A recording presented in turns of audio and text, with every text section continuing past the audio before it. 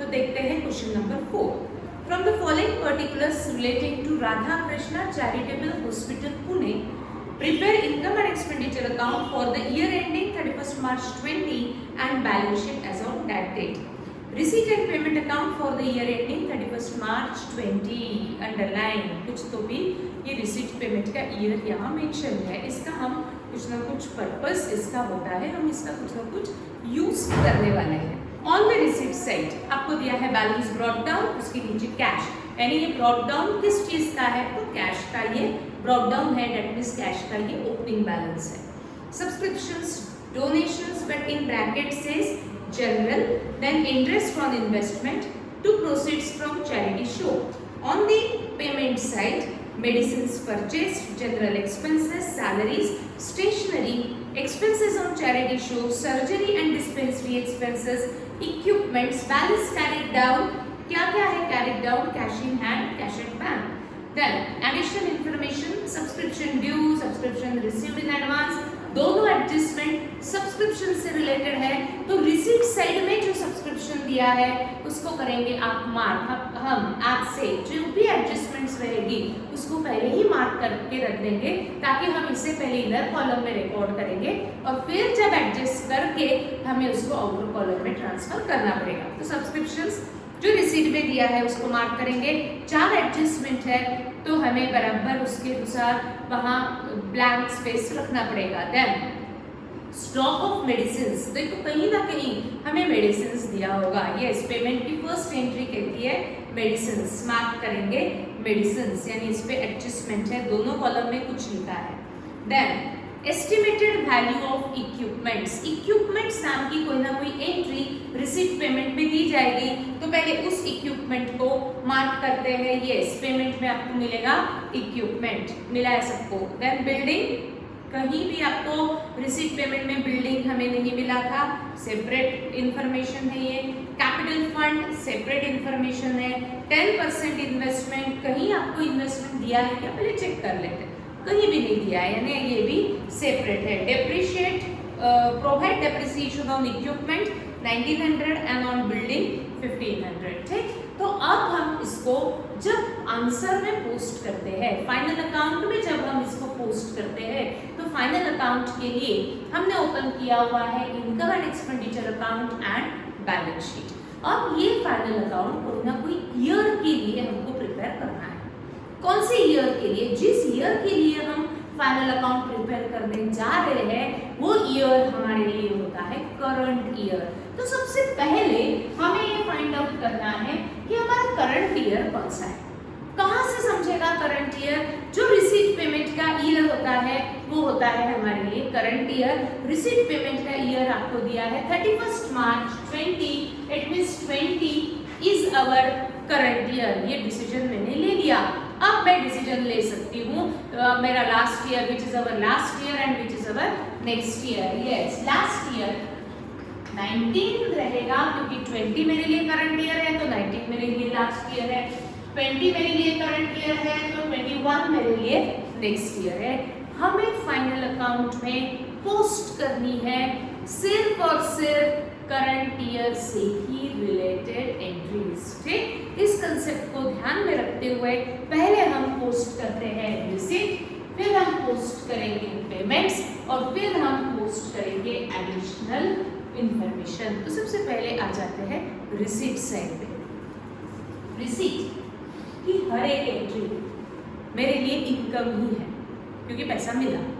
Income two types, revenue and capital. Revenue है तो मैं इसे इनकम में पोस्ट कर सकती हूँ, कैपिटल इनकम है तो मैं इसे लायबिलिटी में पोस्ट कर सकती हूँ। कैसे डिफरेंशिएट करना हमें ज़्यादा सोचना नहीं है। अगर वो कैपिटल इनकम है तो क्वेश्चन में आपको कहीं ना कहीं मेंशन होगा कि this amount to be capitalized, यानी इसको कैपिटल इनकम मानो और used for some specific purpose अगर है तो ही हम इसे कैपिटल इनकम अज्यूम करेंगे, अदरवाइज हमें उसे इनकम यानी रेवेन्यू इनकम ही अज्यूम करना पड़ेगा। तो आ जाते हैं रिसीट में, सबसे दिया है brought down. Brought down means इसको हम ला रहे हैं, करंट ईयर में ला रहे हैं, तो कहाँ से लाएंगे, लास्ट होगा, ये है कैश बैलेंस। क्या हम लास्ट ईयर की कैश मेरे करंट ईयर के असेट में पोस्ट कर सकते हैं क्या? तो आंसर इज नो। हम ये कहीं भी पोस्ट नहीं करते हैं, हमेशा इसके सामने आता है क्रॉस मार्क। ठीक, आगे बढ़ते हैं। सब्सक्रिप्शंस यानी मेंबरशिप फीस। सब्सक्रिप्शंस का पर्पस पहले देखो, टू बी कैपिटलाइज्ड और used for some specific purpose दिया हुआ है क्या? जहाँ सब्सक्रिप्शन लिखा वहाँ कुछ भी नहीं है। इन्फॉर्मेशन में सब्सक्रिप्शन ड्यू है, आउटस्टैंडिंग दिया है, बट टू बी कैपिटलाइज्ड ऐसा कहीं नहीं दिया है। तो मैं इसको कैपिटल इनकम अज्यूम नहीं कर सकती, यानी मुझे उसको रेवेन्यू इनकम अज्यूम करना पड़ेगा और इनकम में पोस्ट करना पड़ेगा। सब्सक्रिप्शन हम पोस्ट करते हैं income side, but in the inner column बहुत सारी एडजस्टमेंट्स है, तो हम इसे लिखते हैं इनर कॉलम में 52,000। डन। आगे बढ़ते हैं डोनेशंस, बट ब्रैकेट से जनरल यानी कोई स्पेसिफिक पर्पस के लिए नहीं मिला, कोई कैपिटल इनकम के लिए नहीं मिला, तो मैं इसको कैपिटल इनकम नहीं मान सकती। जनरल लिखा है यानी वो रेवेन्यू है और इसीलिए हम इसे पोस्ट करेंगे इनकम साइड में। Leave some sufficient space under subscription and then write down donations.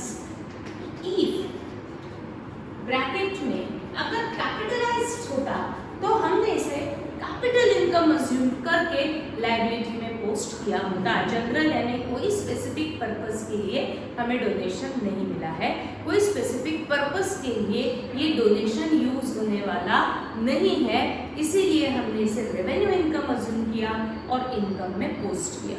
Now next entry next page पे दी है इंटरेस्ट ऑन इन्वेस्टमेंट।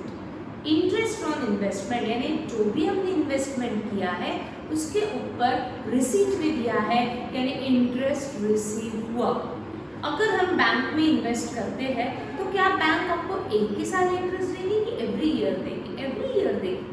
यानी ये है हमारा revenue income used for some specific purpose और कैपिटलाइज्ड, कुछ भी मेंशन नहीं है तो उसको रेवेन्यू इनकम ही मानना है, तो लिखते हैं बट पोस्ट करो इन द इनर कॉलम। कुछ तो भी हिडन एडजस्टमेंट दिख रही है। Interest on investment posted in the inner column 10,000. ठीक। Now next is proceeds from charity show. Proceeds यानी कैश रिसीव, पैसा मिला, किससे मिला? चैरिटी शो, यानी इस हॉस्पिटल ने कुछ चैरिटी शो अरेंज किया, टिकट्स बेची, पैसा मिला।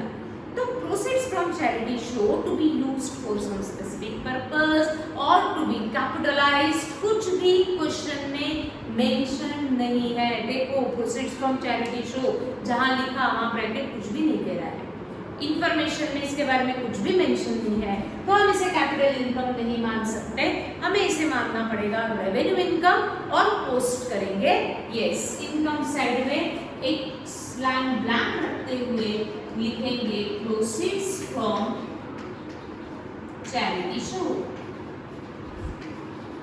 Proceeds from charity show 8530 receipt की हर एक एंट्री आंसर में हमने पोस्ट कर दी है। ब्रॉट डाउन कभी भी पोस्ट नहीं होगा क्योंकि वो लास्ट ईयर की कैश है, मुझे लास्ट ईयर को इसको रिपोर्ट करना नहीं है। फिर मैंने देखा सब्सक्रिप्शन कैपिटलाइज्ड, स्पेसिफिक पर्पस कुछ भी मेंशन नहीं है, इनकम में पोस्ट किया। देन नेक्स्ट एंट्री दी है डोनेशन, ब्रैकेट कहता है जनरल यानी कोई स्पेसिफिक पर्पस के लिए नहीं मिला, रेवेन्यू इनकम, इनकम में पोस्ट किया। Interest on investment capitalised, specific purpose कुछ भी मेंशन नहीं है, इनकम में पोस्ट किया। बट इनर कॉलम में क्योंकि कुछ तो भी हिडन एडजस्टमेंट है, हम देखेंगे एडजस्टमेंट करते समय।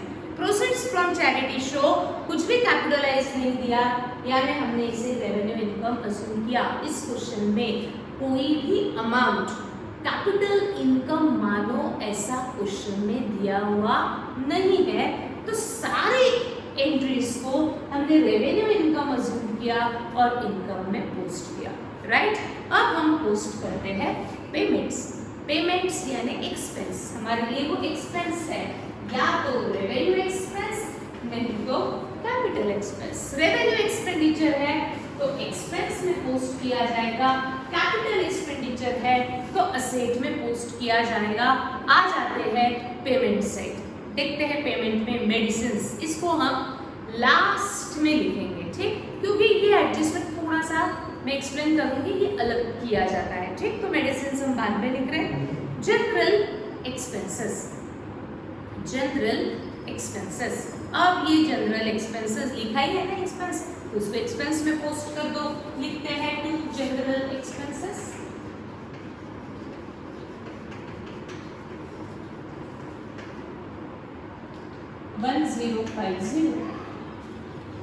No adjustment. Salaries, whether it is your revenue expense or whether it is your capital expense, सबको आता है क्या ये आपका expense है कि asset है। Salaries हमारे लिए expenditure पोस्ट करते हैं expenditure में।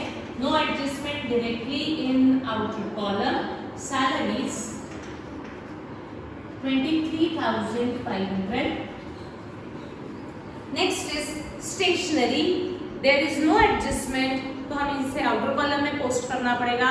पहले चेक करो stationery whether it is expense और अवर असेट। असेट क्योंकि स्टेशनरी हमें बार बार लगने वाला एक्सपेंस है, तो it is our revenue expense और पोस्ट करेंगे एक्सपेंडिचर में to stationery 2000। Then on the payment side, next entry is expenses on charity show. Expenses on charity show, जो charity show रखा, टिकट्स बेच के पैसा मिला था, तो उस शो के कुछ एक्सपेंसेस भी हुए, तो आपको दिया हुआ है expenses on charity show, expense लिखा ही है तो उसको एक्सपेंडिचर में ही पोस्ट कर सकते हैं। तो expenses on charity show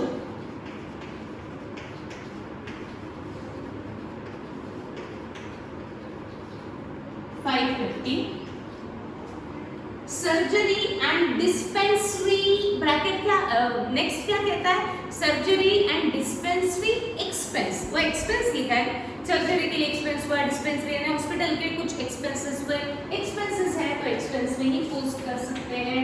surgery and dispensary expense 4,200। Next is equipments. Equipments means machineries, जिनको मालूम नहीं है मीनिंग लिखेंगे। इक्विपमेंट्स यानी क्या, मशीनरीज। मशीनरीज आपके लिए एक्सपेंस की असेट होता है, क्योंकि इक्विपमेंट खरीदने के बाद उसका बेनिफिट हॉस्पिटल को 1 साल से ज्यादा मिलने वाला है, that means it is our asset. तो असेट में लिखेंगे equipments but in the inner column, क्योंकि डेप्रिसिएशन नीचे दिया हुआ है 10,000। Next entry is balance carried down. Carried down यानी क्लोजिंग बैलेंस। क्लोजिंग बैलेंस किस किस का है ये closing balance, cash and bank. मैं कहाँ पोस्ट कर सकती हूँ कैश एंड बैंक को, एक्सपेंडिचर की asset, cash is our asset, bank balance is our asset. तो असेट में एक लाइन ब्लैंक रखते हुए cash in hand 960 and cash at bank 13,000। पूरा रिसीट एंड पेमेंट आंसर में आ चुका है। रिसीट पेमेंट की एंट्रीज को हमने दिया सिंगल इफेक्ट, जैसे ट्रायल बैलेंस का सिंगल इफेक्ट वैसे यहाँ रिसीट पेमेंट का सिंगल इफेक्ट। अब हम देखते हैं एडिशनल इंफॉर्मेशन, तो आ जाते हैं सभी एडिशनल इंफॉर्मेशन पे। सभी पहले फर्स्ट 2 एंट्रीज पहले खुद सॉल्व करने की कोशिश करो, क्योंकि मैंने इसको एक्सप्लेन किया हुआ है। फर्स्ट 2 इंफॉर्मेशन पहले आप पोस्ट करेंगे।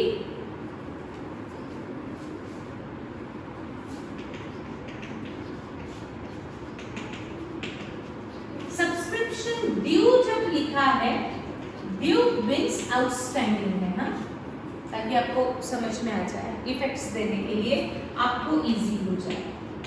दोनों को आपको पोस्ट करना है।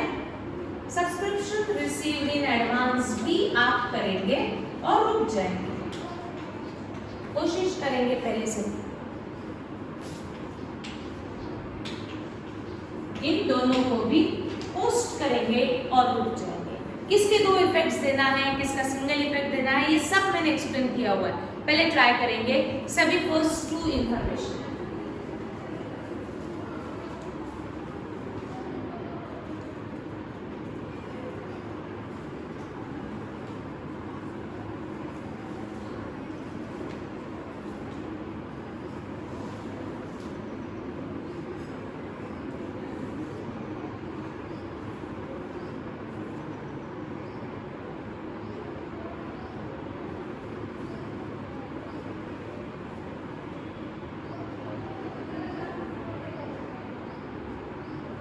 डन।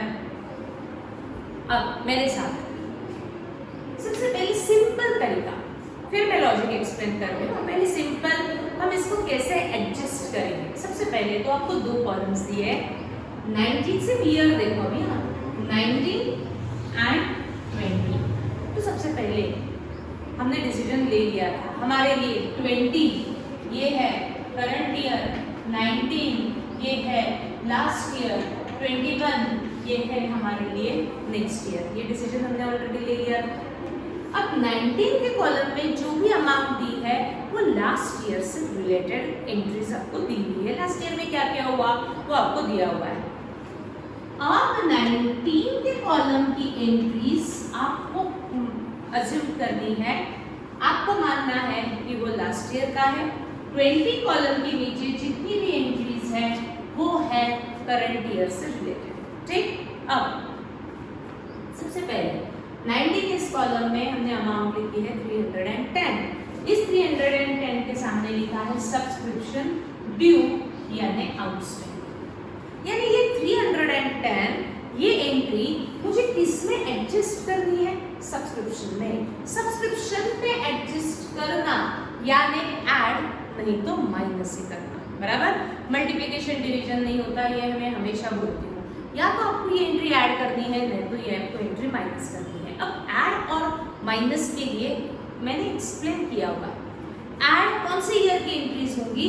सिर्फ और सिर्फ करंट ईयर से ही रिलेटेड एंट्रीज आपको ऐड करनी है। Other than current year, last year, next year आपको हमेशा माइनस करना है। अब सिंपल, मैं लॉजिक में लगा ही नहीं रही हूँ, मैं सिंपल देख रही हूँ। 310 19 के कॉलम के नीचे लिखा है और उसके आगे लिखा है सब्सक्रिप्शन आउटस्टैंडिंग। जब मैं आउटस्टैंडिंग लिखती हूँ यानी वो उसी ईयर का है जिस ईयर के कॉलम के नीचे लिखा हुआ है। अगर ये 19 के नीचे लिखा है आउटस्टैंडिंग सब्सक्रिप्शन यानी वो 19 का ही है। ये एडजस्ट इंफॉर्मेशन को मुझे इस सब्सक्रिप्शन में एडजस्ट करना है। बट ये 310 कौन से ईयर का है? लास्ट ईयर का है। जो एंट्री लास्ट ईयर की है वो मैं माइनस करती हूँ। Outstanding last year 310। Last year के कॉलम में जितनी भी एंट्रीज दी है उसका हम देते हैं हमेशा सिंगल इफेक्ट, क्योंकि ये सिर्फ इंफॉर्मेशन है कि लास्ट ईयर क्या क्या हो चुका है। ठीक, करंट ईयर हम फर्स्ट टाइम कर रहे हैं तो करंट ईयर के कॉलम के नीचे आप जितनी भी एंट्रीज दी जाएंगी उसका हमें देना पड़ेगा डबल इफेक्ट। ये है करंट ईयर की एडजस्टमेंट जो हम फर्स्ट टाइम रिकॉर्ड करेंगे तो डबल इफेक्ट देना पड़ेगा। लास्ट ईयर रिकॉर्ड करके आया है इसीलिए हम इसको सिंगल इफेक्ट ही देंगे। ठीक, अब 20 इस कॉलम के नीचे लिखा है 350, इसके सामने लिखा है सब्सक्रिप्शन आउटस्टैंडिंग यानी ये 350 सब्सक्रिप्शन है, यानी हमें इसे इसी सब्सक्रिप्शन में एडजस्ट करना यानी ऐड नहीं तो माइनस। ऐड कौन सी ईयर की एंट्रीज होती है? करंट ईयर की। माइनस कौन सी ईयर की एंट्रीज होती है? Other than current year, that is last year, next year. But this 350 relates to which year? 20 column के नीचे दिया है और उसके नीचे आउटस्टैंडिंग लिखा है यानी वो 20 का ही है। 20 का है and 20 is our current year, इसीलिए हम करते हैं इसमें add outstanding current year 350। Current year की एडजस्टमेंट को मुझे डबल इफेक्ट देना ही पड़ेगा। मैं विदाउट लॉजिक पहले दे रही हूँ। विदाउट लॉजिक क्या कहता है? राइट साइड में मैंने इसको ऐड किया। राइट में ऐड यानी सेम इफेक्ट, यानी कहीं ना कहीं आपको इसको राइट में ही लिखना पड़ेगा। यहाँ तो मैंने ऑलरेडी रिकॉर्ड कर दिया है और कहाँ राइट में लिख सकते हैं? बैलेंस शीट की राइट हैंड साइड यानी असेट साइड, आउटस्टैंडिंग सब्सक्रिप्शन। ये विदाउट लॉजिक मैंने एक्सप्लेन किया है। अब लॉजिक क्या रहेगा इसका? 19 this is our last year. In last year 300 subscription was outstanding यानी ये लास्ट ईयर में मिलना चाहिए था बट वो आउटस्टैंडिंग है यानी नहीं मिला। जो लास्ट ईयर नहीं मिलेगा उसको करंट ईयर में आपको पहले मिल जाना चाहिए। तो करंट ईयर में टोटल जितना सब्सक्रिप्शन मिला रिसीट के लिए दिया हुआ है, रिसीट में 52,000 इसमें लास्ट ईयर का कितना होगा, ये स्टैंडर्ड अजम्पशन है, जो लास्ट ईयर नहीं मिला होगा वो करंट ईयर में मिल चुका होगा। लास्ट ईयर में 310 नहीं मिला, यानी वो 310 आपने कौन से ईयर में रिसीव किया, करंट ईयर में। That means out of 52,000 310 relates to last year. और लास्ट ईयर की कोई भी एंट्री मुझे करंट ईयर के इनकम में मैं शो नहीं कर सकती, इसलिए हमने किया इसको माइनस। एक इफेक्ट ही देंगे क्योंकि ये इंफॉर्मेशन है, लास्ट ईयर जो नहीं मिला वो हमने करंट ईयर में रिसीव किया, ये सिर्फ आपको बता रहे हैं, इसलिए हमने इसको सिंगल इफेक्ट ही शो किया। 20 this 350 subscription relates to current year but not received during current year. ये मिला ही नहीं है करंट ईयर में, नहीं मिलने के बावजूद भी हम उसको ऐड क्यों कर रहे हैं, क्योंकि मुझे यहाँ पूरा करंट ईयर का इनकम शो करना पड़ेगा, whether received not received. Current year का है तो करंट ईयर के इनकम में दिखना ही चाहिए, इसलिए हमने किया ऐड। तो करंट ईयर का सब्सक्रिप्शन आउटस्टैंडिंग मिलना चाहिए था but not received, that means receivable in future, इसीलिए लायबिलिटी, इसीलिए असेट। कोई भी एक्सपेंस आउटस्टैंडिंग है यानी वो पेएबल होता है, इनकम आउटस्टैंडिंग है that means it is receivable. Expenses हम कभी पे करते हैं एंड इनकम हम कभी भी रिसीव करते हैं। Outstanding expense payable, outstanding income receivable. Income outstanding है इसलिए हमने उसको असेट में पोस्ट किया। Now next is subscription received in advance 600। अब एक एक करके इफेक्ट देना है। 19 लास्ट ईयर, 600 अबाउट इससे रिलेटेड है, सब्सक्रिप्शन से रिलेटेड है, यानी हमें इसे इसी सब्सक्रिप्शन में एडजस्ट करना पड़ेगा, ऐड नहीं तो माइनस। अब ऐड करके माइनस करो, तो अगर वो करंट ईयर का है तो ऐड होगा, अदर देन करंट ईयर है तो माइनस होगा। अब this 8600 relates to which year, वही आपको बता रहा है। क्या बता रहा है? 600 subscription received in advance. Last year में आपको एडवांस में मिला था 600 रुपीज। एडवांस में कौन से ईयर का मिलता है? आगे के ईयर का। यानी this 600 subscription relates to next year but received during current year. वो करंट ईयर 19 इस ईयर में सब दिस 600 का subscription relates to 2020 but received during 19. 600 relates to 2020, that means relates to current year but received during last year. यानी वो है कौन से ईयर का? करंट ईयर का है, तो कर दो है, ज़्यादा सोचना ही नहीं। Subscription advance last year, last year में एडवांस में मिला बट वो है करंट ईयर का, इसलिए हमने किया ऐड। नाउ 150 20 में 150 का सब्सक्रिप्शन रिसीव्ड इन एडवांस। 20 में आपको 150 रुपीज एडवांस में मिले, यानी कौन से ईयर के मिले? 21 and 21 is our next year. Next year का है इसीलिए करेंगे माइनस। 600 ये लास्ट ईयर के कॉलम के नीचे दिया है तो इसका सिंगल इफेक्ट, क्योंकि ये सिर्फ इंफॉर्मेशन। करंट ईयर के नीचे 150 दिया है तो आपको डबल इफेक्ट देना ही पड़ेगा, क्योंकि ये करंट ईयर की एडजस्टमेंट है। कैसे सोचेंगे? Without logic. राइट में से माइनस किया, राइट का माइनस, राइट में से माइनस किया, यानी अपोजिट इफेक्ट, यानी लेफ्ट में देना पड़ेगा, यानी बैलेंस शीट की left hand side means liability side. Subscription received in advance, हम इसे प्री रिसीव्ड भी कह सकते हैं ना, एडवांस में मिला है ना, pre received. Prepaid is our asset, सबको आता है प्रीपेड असेट होता है, तो प्री रिसीव्ड लायबिलिटी है। जो पैसा आपको एडवांस में मिला उसके अगेंस्ट आपको सर्विसेज देनी पड़ेगी, देना है, पेएबल है, इसीलिए liability. Now take the total of subscription and shift it in outer column, transfer it in outer column। कैसे कैलकुलेट करेंगे? 52,000 माइनस प्लस प्लस माइनस सभी कैलकुलेट करेंगे।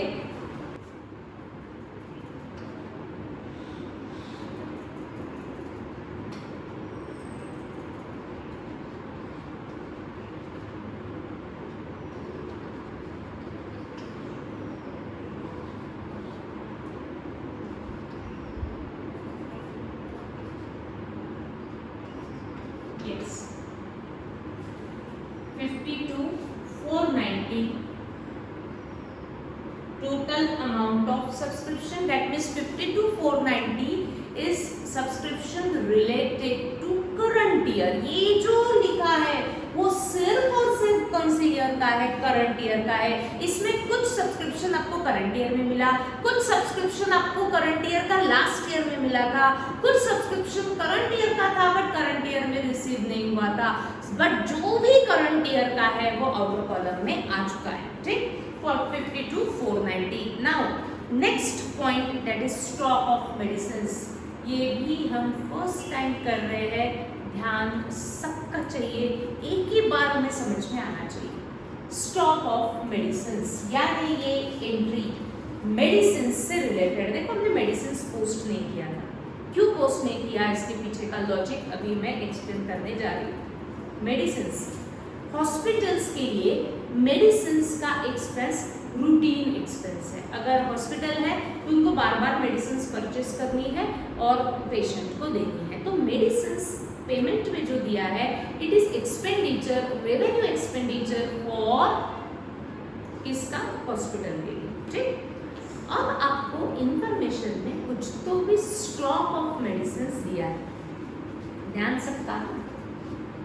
जितना मेडिसिन ये हॉस्पिटल ने परचेस किया, राइट, उतना मेडिसिन जरूरी नहीं है कि पूरा का पूरा करंट ईयर में यूज्ड हो सकता है कुछ मेडिसिन का परचेस करने के बाद कुछ मेडिसिन करंट ईयर में बच जाए, ऐसा भी हो सकता है। हॉस्पिटल ने क्या किया? मेडिसिन परचेस की, जितनी मेडिसिन परचेस की जरूरी नहीं है कि पूरी की पूरी आप पेशेंट को देंगे, कुछ मेडिसिन बच भी सकती है। जो मेडिसिन अनयूज्ड है, जो मेडिसिन आपने पेशेंट को नहीं दी है, जो मेडिसिन आपने यूज नहीं की है, उस अनयूज्ड को स्टॉक मेंशन किया जाता है। ठीक, तो देखो पेमेंट में हमने कितनी medicine during the year purchase की? 41,000। जितना हम परचेस करते हैं जरूरी नहीं है कि पूरी की पूरी मेडिसिन करंट ईयर में यूज्ड हो, करंट ईयर में पूरा का पूरा मेडिसिन पेशेंट को दिया जाए, ऐसा जरूरी नहीं है। उसमें से कुछ मेडिसिन अगर बच जाती है तो जो मेडिसिन अनयूज्ड है, जो मेडिसिन हमने पेशेंट को नहीं दी है, उस मेडिसिन को हम अलग टर्म देते हैं, डेट इज स्टॉक। इस क्वेश्चन में आपको एडिशनल इंफॉर्मेशन में स्टॉक दिया हुआ है, दैट मीन्स कि जितना मेडिसिन हमने परचेज किया उसमें से कुछ मेडिसिन अनयूज्ड है क्योंकि स्टॉक दिया हुआ है, और कुछ मेडिसिन यूज्ड है। ये पॉइंट आज ही क्लियर करना है ना, ध्यान सबका। जितनी, अब दूसरा एग्जांपल, सपोज जितनी स्टेशनरी हम परचेस करते हैं जरूरी नहीं है पूरी की पूरी स्टेशनरी हमको इसी साल यूज करो, कुछ स्टेशनरी बच भी जा सकती है। जो स्टेशनरी इस साल बच गई उसको मुझे नेक्स्ट ईयर में यूज करना पड़ेगा। यहाँ पर भी जितनी मेडिसिन हमने परचेस की है जरूरी नहीं है कि पूरी की पूरी मेडिसिन करंट ईयर में यूज्ड हो, कुछ अनयूज्ड भी हो सकती है। तो वो यूज्ड एंड अनयूज्ड को हमें बुक्स ऑफ अकाउंट में रिकॉर्ड करना पड़ेगा। क्वेश्चन में स्टॉक दिया हुआ है, यानी कुछ मेडिसिन अनयूज्ड है, स्टॉक यानी बच गया यानी आपने उसको यूज नहीं किया, यानी मैं इसको अनयूज्ड कहती हूँ। जितनी मेडिसिन परचेस की उसमें से स्टॉक दिया है यानी कुछ अनयूज्ड है, दैट मीन्स कुछ यूज्ड है। जितनी यूज्ड होती है, जितना कंज्यूम्ड होता है, वो आपके लिए होता है एक्सपेंडिचर। जो दिखा वो एक्सपेंडिचर में नहीं लिखा जाता। एक्सपेंडिचर में क्या लिखा जाता है? जितना यूज्ड है, जितना कंज्यूम्ड है। कंज्यूम्ड यानी यूज्ड। अब इस क्वेश्चन में मेडिसिन परचेज लिखा हुआ है, तो मैंने पूरा का पूरा एक्सपेंडिचर में क्यों नहीं लिखा? क्योंकि मुझे एडिशनल इंफॉर्मेशन में कुछ तो भी स्टॉक दिखा यानी टोटल मेडिसिन में से कुछ मेडिसिन अनयूज्ड है, तो यूज्ड कितना वो मुझे कैलकुलेट करना और वो यूज्ड मुझे शो करना पड़ेगा एक्सपेंडिचर में, क्योंकि एक्सपेंडिचर में हम वो मेडिसिन या वो स्टेशनरी वो एक्सपेंस शो करते हैं जितने यूज्ड हुए, जितने कंज्यूम्ड हुए। अगर स्टॉक मेंशन नहीं होता तो क्या मीनिंग होता कि कोई अनयूज्ड है ही नहीं, दैट मींस पूरा का पूरा यूज्ड हुआ, तो मैंने उसको पूरा का पूरा अमाउंट एक्सपेंडिचर में शो किया होता मेडिसिन 41,000। बट इस क्वेश्चन में हम मेडिसिन 41,000 टोटल अमाउंट एक्सपेंडिचर में पोस्ट नहीं कर सकते। क्यों नहीं कर सकते? क्योंकि आपको इंफॉर्मेशन में अनयूज्ड दिया हुआ है, यानी कुछ मेडिसिन अनयूज्ड है, यानी कुछ मेडिसिन यूज्ड है, तो मुझे पहले फाइंड आउट करना पड़ेगा कितनी यूज्ड है। कैसे कैलकुलेट करेंगे used?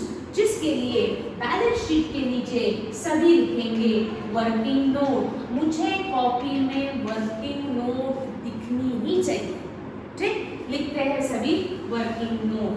Calculation of medicines used, और आप इसे लिख सकते हैं कंज्यूम।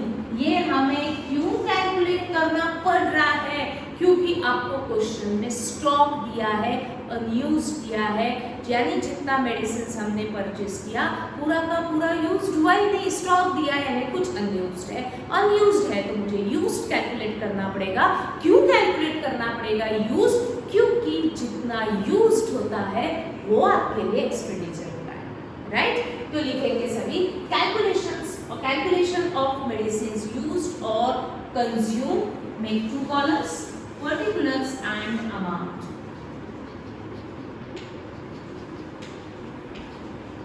Particulars and amount. नहीं समझ में आता है तो बार वीडियो को आप रिवाइज कर सकते हो, वीडियो को देख सकते हो और कंसेप्ट को क्लियर कर सकते हो।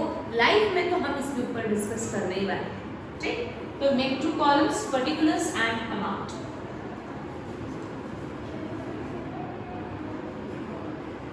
ना अब आपको 19 के कॉलम में और 20 के कॉलम में कुछ तो भी दिया हुआ है, stock of medicines, right? Stock of medicines, stock यानी जो बच गया था मेडिसिन्स।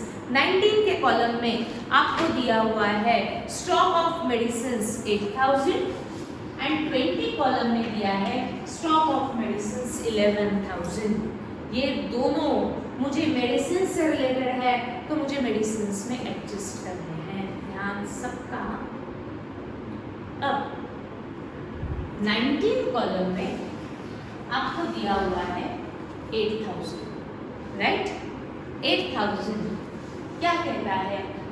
मेडिसिन का स्टॉक। स्टॉक यानी अनयूज, जो आप यूज नहीं करते हो उसे मैं स्टॉक कहते हैं, राइट?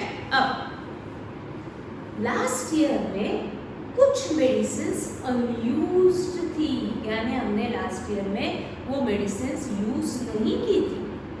जो मेडिसिन्स हम लास्ट ईयर यूज नहीं करेंगे उसको मुझे करंट ईयर में पहले यूज करना पड़ेगा, नहीं तो इसकी एक्सपायरी डेट हो जाएगी। तो हॉस्पिटल क्या करेगा? जो लास्ट ईयर मेडिसिन का स्टॉक है उसको पहले क्लियर करेगा, यानी वो पहले यूज करेगा। तो लास्ट ईयर का कितना स्टॉक था मेडिसिन का? 8,000। इसे हम कहते हैं ओपनिंग, यानी करंट ईयर का लास्ट ईयर का जो स्टॉक था वो करंट ईयर में मुझे पहले यूज करना पड़ेगा। ये स्टॉक लास्ट ईयर का क्लोजिंग स्टॉक था, यानी करंट ईयर का ये बन जाएगा ओपनिंग स्टॉक। तो वर्किंग नोट में सभी लिखेंगे ओपनिंग स्टॉक ऑफ मेडिसिन। जो लास्ट ईयर मेडिसिन अनयूज थी उसे मुझे पहले यूज करना पड़ेगा, ओपनिंग स्टॉक ऑफ मेडिसिन। में उसको ओपनिंग स्टॉक क्यों कह रही? क्योंकि ये लास्ट ईयर का स्टॉक है, लास्ट ईयर का क्लोजिंग स्टॉक बनता है करंट ईयर का ओपनिंग स्टॉक। लिख दिया।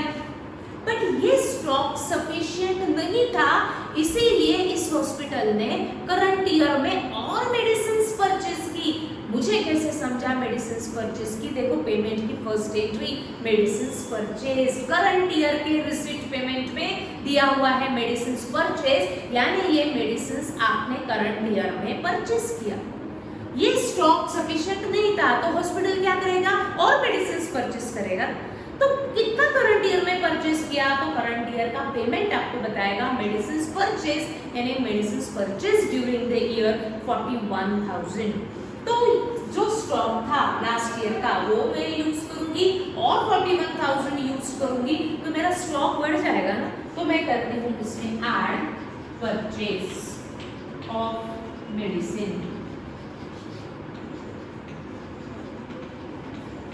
How much, 41,000। अब दोनों को देखो, लास्ट ईयर में आपके पास मेडिसिन का स्टॉक था, हर एक टर्म के अनुसार पोस्टिंग होता है।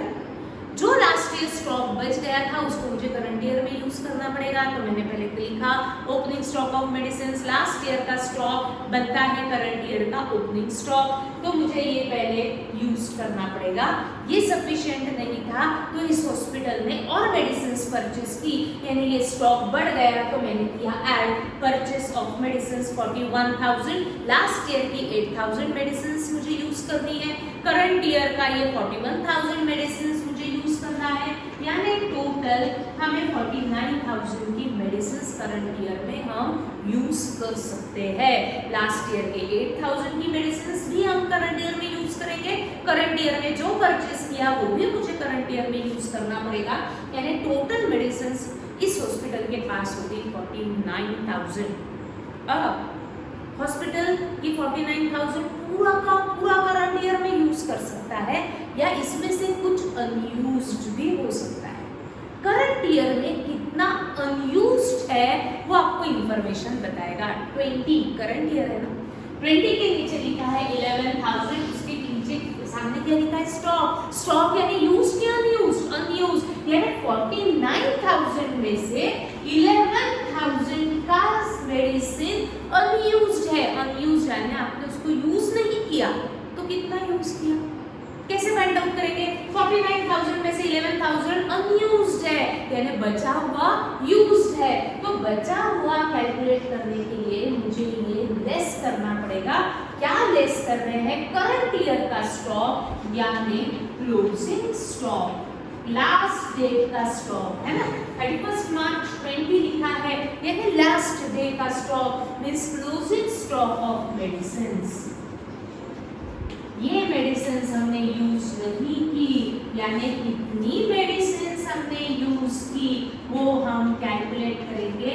Medicine used during the year, how much, 38,000। कहाँ से आया 38? 49 मेरे पास लास्ट ईयर करंट ईयर मिला के मेडिसिन था, उसमें से लास्ट ईयर के एंड में 11,000 की मेडिसिन बच गई, यानी कितनी यूज हुई, कितनी कंज्यूम्ड हुई, 38,000। देखो तो सबको वर्किंग नोट समझ में आ गई है।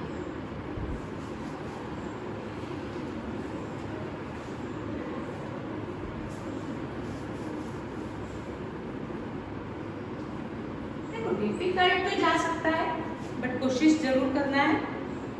बार बार वीडियोस भी देख सकते हो या लाइव में हम इसके ऊपर डिस्कस कर सकते हैं। एक बार वापस आपको मेडिसिन कहाँ दिया है, पेमेंट में दिया है और एडिशनल इंफॉर्मेशन में दिया है, तो इन सबको मुझे कहीं ना कहीं रिकॉर्ड करना है। अब कैसे रिकॉर्ड?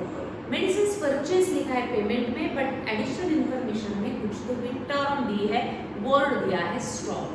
Stock means unused. इसका मीनिंग है कि जितनी मेडिसिन हमने परचेस की वो पूरी की पूरी हमने यूज नहीं की। तो हमें सबसे पहले कैलकुलेट करना पड़ेगा कि हॉस्पिटल ने ड्यूरिंग द ईयर कितनी मेडिसिन यूज की। क्यों ये कैलकुलेट करना पड़ेगा? क्योंकि जितना आप यूज करते हो वो आपके लिए होता है एक्सपेंडिचर। तो यूज कैलकुलेट करके वो मुझे एक्सपेंडिचर में पोस्ट करना है, तो मुझे यूज कैलकुलेट करना पड़ेगा। तो यूज कैलकुलेट करने के लिए हमने बनाई working note, calculation of medicine used और कंज्यूम्ड ड्यूरिंग द ईयर। कैसे कैलकुलेट करना है? जो जो मेडिसिन से रिलेटेड है वो सब इंफॉर्मेशन इस वर्किंग नोट में पोस्ट करनी पड़ेगी। तो सबसे पहले दिया है 8,000 स्टॉक। लास्ट ईयर का आपके पास मेडिसिन का स्टॉक था 8,000। जो लास्ट ईयर स्टॉक बच गया था वो करंट ईयर में हमें पहले यूज करना पड़ेगा। तो लास्ट ईयर का स्टॉक जब करंट ईयर में फॉरवर्ड होता है तो उसे मैं ओपनिंग स्टॉक कहती हूँ। तो सबसे पहले मैंने लिखा मुझे लास्ट ईयर की मेडिसिन पहले यूज करनी है, ओपनिंग स्टॉक ऑफ मेडिसिन। ये स्टॉक सफिशिएंट नहीं था, इसीलिए हॉस्पिटल ने और मेडिसिन परचेस की, ऐसा आपको पेमेंट बता रहा है। तो मैंने लिखा add purchase of medicine. Current year में मैंने 41,000 की और मेडिसिन परचेस की, लास्ट ईयर की 8, करंट ईयर की 41, ऐसे टोटल मेडिसिन इस हॉस्पिटल के पास होगी 49,000 की। But at the end of the year आपको ये पता लग रहा है एडिशनल इंफॉर्मेशन से कि 11,000 की मेडिसिन स्टॉक में है, यानी आपने इसको यूज नहीं किया, जो यूज नहीं किया उसको हटा दो। तो मैंने किया लेस, 49 में से 11,000 यूज नहीं हुई तो कितनी यूज हुई, 38,000। ठीक, अब ये वर्किंग नोट से मुझे पोस्ट करना पड़ेगा मेरे आंसर में एंट्रीज। सबसे पहले ओपनिंग स्टॉक कौन से ईयर का है, लास्ट ईयर का है। क्या लास्ट ईयर का मेडिसिन का स्टॉक में करंट ईयर में पोस्ट कर सकती हूँ, नहीं, तो मैं ये कहीं भी पोस्ट नहीं करूंगी। एक इफेक्ट वर्किंग नोट में आ चुका है तो दूसरा इफेक्ट आपको देने की जरूरत ही नहीं है, क्योंकि ये इंफॉर्मेशन है। लास्ट ईयर के कॉलम में जितनी भी एंट्रीज है उतनी है उसका सिंगल इफेक्ट, तो सिंगल इफेक्ट हमने कहाँ पोस्ट कर दिया है ऑलरेडी, वर्किंग नोट में, तो उसको और कहीं और पोस्ट करने की जरूरत नहीं है। उसके बाद परचेस ऑफ मेडिसिन, जितना परचेस किया वो मैं पूरा का पूरा एक्सपेंडिचर में नहीं लिख सकती, क्योंकि इसमें से मुझे वो लिखना पड़ेगा जितना यूज्ड हुआ। परचेस पेमेंट में ऑलरेडी पोस्ट हो चुका है, तो इसको भी आपको कहीं भी पोस्ट करने की जरूरत नहीं है। मैं परचेस ऑफ मेडिसिन एक्सपेंडिचर में नहीं लिख सकती, क्योंकि एक्सपेंडिचर में मुझे वो मेडिसिन लिखनी है जितनी यूज्ड हुई, तो परचेस भी कहीं पोस्ट नहीं होगा। क्लोजिंग स्टॉक, क्लोजिंग यानी करंट ईयर का है तो मुझे उसको करंट ईयर में पोस्ट करना ही पड़ेगा। स्टॉक, जो स्टॉक बच गया, जो मेडिसिन बच गई, उसके ऊपर अधिकार किसका है, हॉस्पिटल का है, और जिसके ऊपर अधिकार हमारा होता है वो हमारी होती है असेट।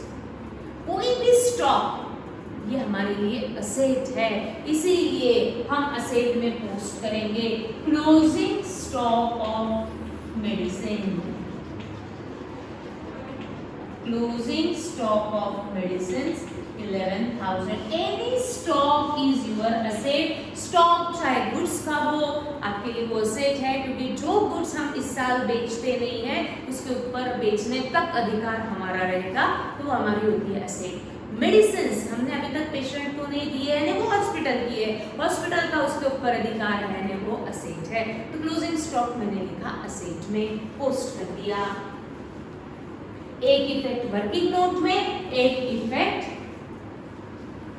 असेट में, दो इफेक्ट्स आ चुके हैं। यहाँ पे लास्ट ईयर का स्टॉक एक ही इफेक्ट दिया वर्किंग नोट में, क्यों, क्योंकि ये लास्ट ईयर का है। करंट ईयर का स्टॉक एक इफेक्ट वर्किंग नोट में और एक इफेक्ट असेट में, दो जगह पोस्ट हो चुका है ना। मेडिसिन यूज्ड, जितना होता है यूज्ड, जितना होता है कंजम्पशन, वो आपके लिए होता है एक्सपेंडिचर। या फर्स्ट टाइम पढ़ रहे तो जितना यूज्ड है, जितना कंज्यूम्ड है, वो आपको लिखना पड़ेगा एक्सपेंडिचर में। तो मैं एक्सपेंडिचर में लिखती हूँ टू मेडिसिन,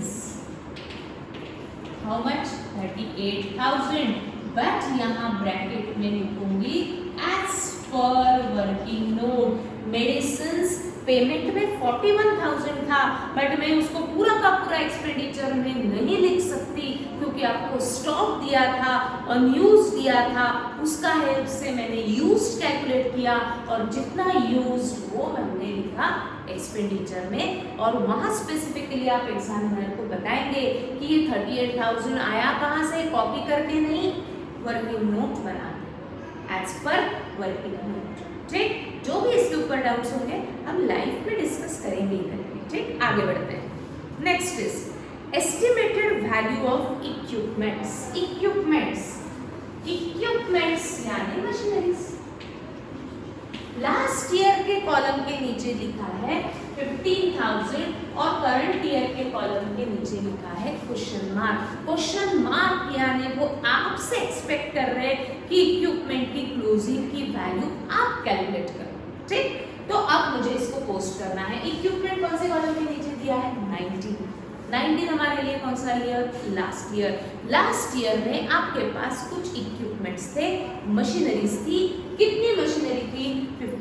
15,000। जो लास्ट ईयर मशीनरी थी, क्या हॉस्पिटल उसे करंट ईयर में यूज नहीं करेगा? करेगा ना। कब तक करेगा मशीनरी? जब तक उसकी वैल्यू 0 ना हो तब तक करेगा। मशीनरीज हमारे लिए क्या होता है? असेट होता है। असेट्स एंड लायबिलिटीज आपको एवरी ईयर कैरी फॉरवर्ड करनी पड़ती है। कब तक कैरी फॉरवर्ड करेंगे? जब तक उसकी वैल्यू 0 ना हो। तो ये लास्ट ईयर में जो मशीनरीज थी 15,000, इसे मुझे करंट ईयर में भी कैरी फॉरवर्ड करना पड़ेगा, क्योंकि ये मशीनरी को मुझे करंट ईयर में भी यूज करना पड़ेगा। तो करंट ईयर में हम इस इक्विपमेंट ऑलरेडी दिया हुआ है ना, उसमें करेंगे add opening balance. Opening balance है करंट ईयर के बिगिनिंग में आपके पास कुछ मशीनरीज थी, वो मुझे करंट ईयर में यूज करनी पड़ेगी। ये 10,000 आपको कहाँ दिया था? करंट ईयर के पेमेंट में दिया था, यानी कुछ मशीनरीज हमने करंट ईयर में और परचेस की थी।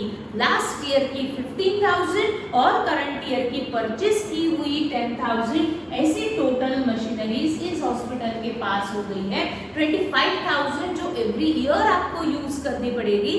कब तक? जब तक उसकी वैल्यू 0 ना हो। ठीक, आगे बढ़ते हैं।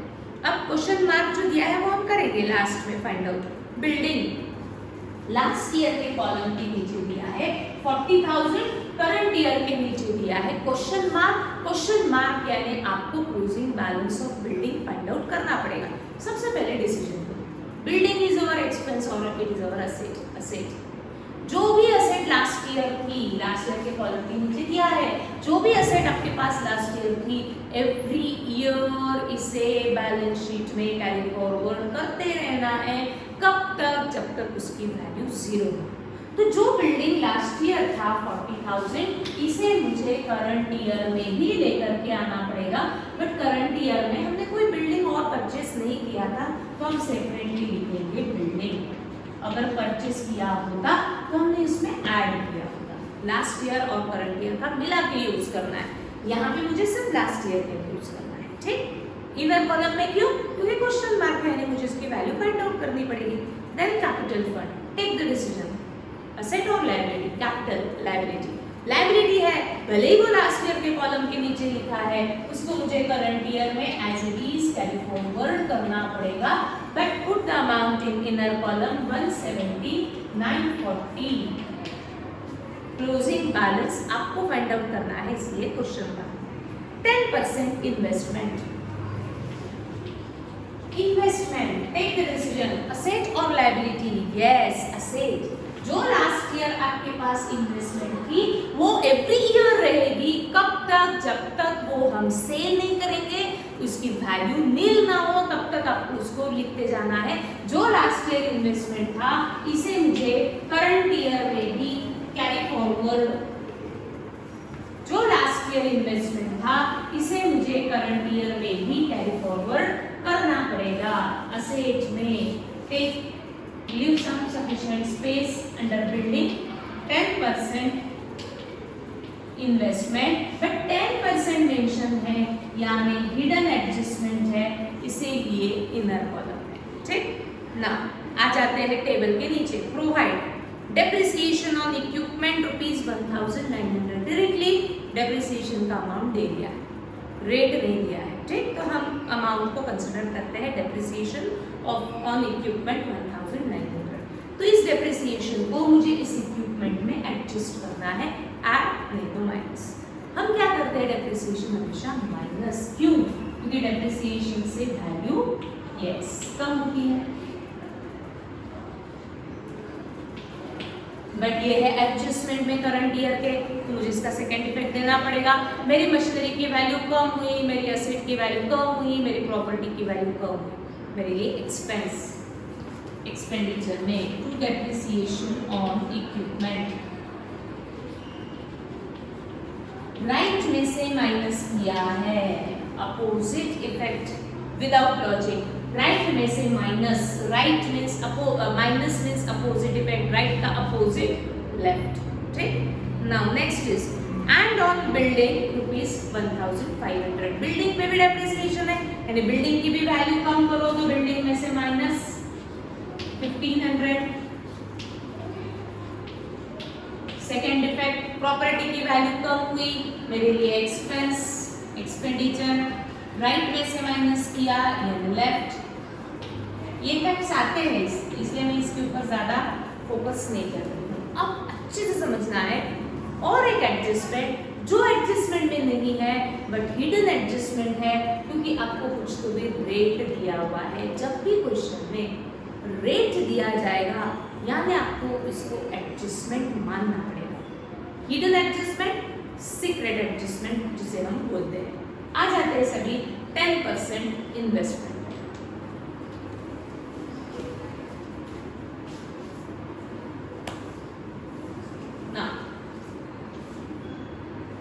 ये 10% इन्वेस्टमेंट के साथ लिखा हुआ है।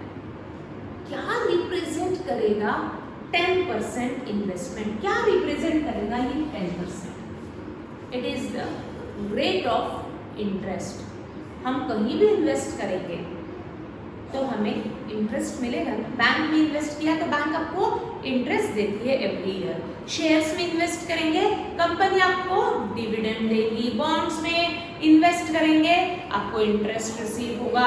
कहीं पर भी आप इन्वेस्ट करेंगे, आपको उसके ऊपर इंटरेस्ट मिलता रहता है। यहाँ पर भी इस हॉस्पिटल ने 1 लाख की इन्वेस्टमेंट की, तो इस 1 लाख पे इस हॉस्पिटल को एवरी ईयर कितना रेट से इंटरेस्ट रिसीव होगा? 10% एवरी ईयर। जब तक हम इन्वेस्टमेंट कर रख रहे हैं तब तक एवरी ईयर आपको इसके ऊपर 10% का इंटरेस्ट मिलते रहेगा एवरी ईयर।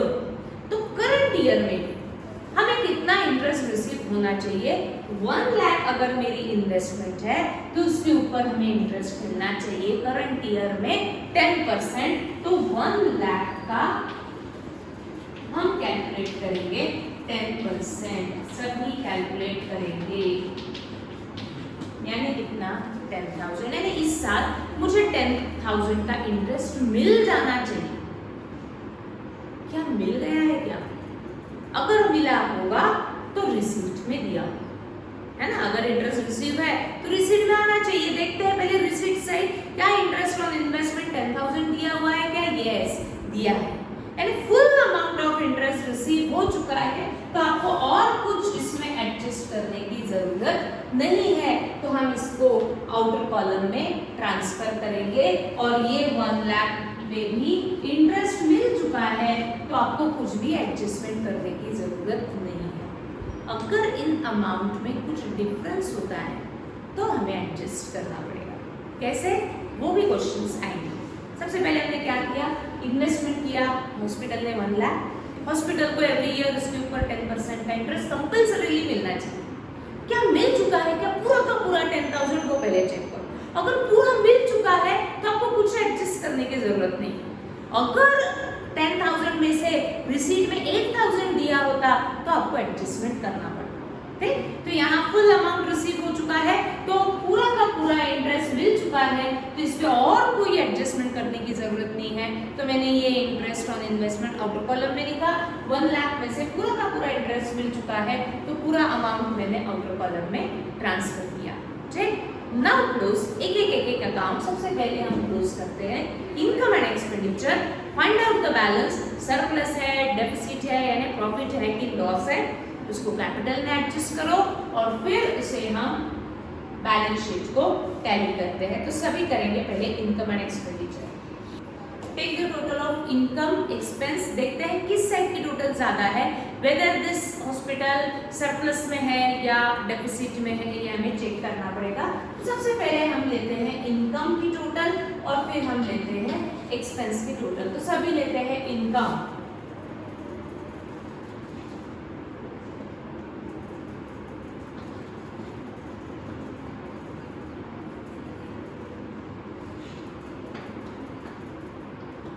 88,520 इनकम साइड का टोटल है। एक्सपेंस का टोटल लेते हैं,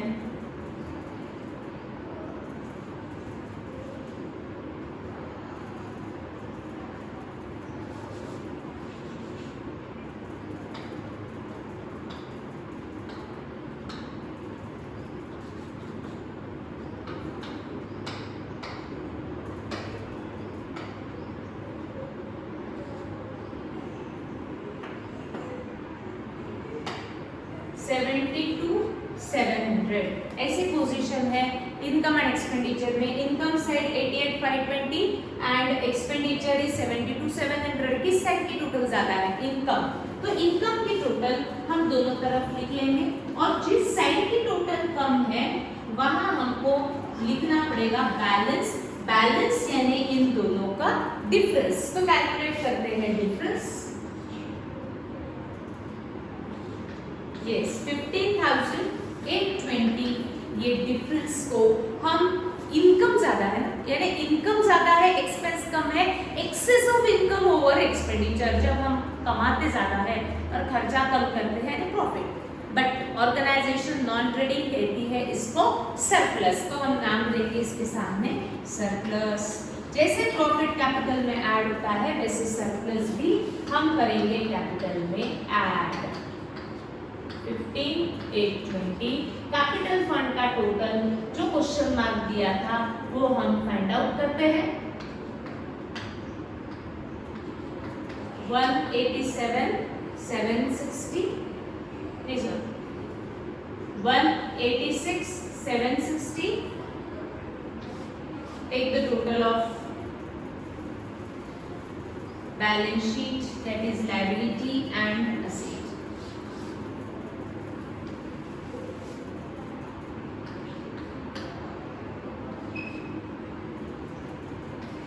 186,910 is the total of liability side. कोई एसेट क्या आनी चाहिए?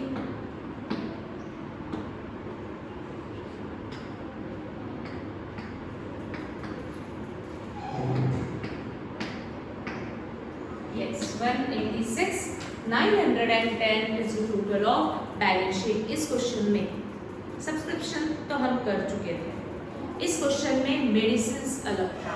ठीक, तो एक बार रिवाइज करेंगे मेडिसिन। देन यहाँ इन्वेस्टमेंट का मैंने कुछ तो भी एक्सप्लेन किया हुआ है। ठीक, तो इन्वेस्टमेंट ये दोनों पॉइंट को एक बार रिवाइज करो और आ जाओ लाइफ में। जो भी डाउट्स होंगे वो लाइव सेशन में हम क्लियर करते हैं। तो मिलते हैं लाइव क्लास में। Thank you.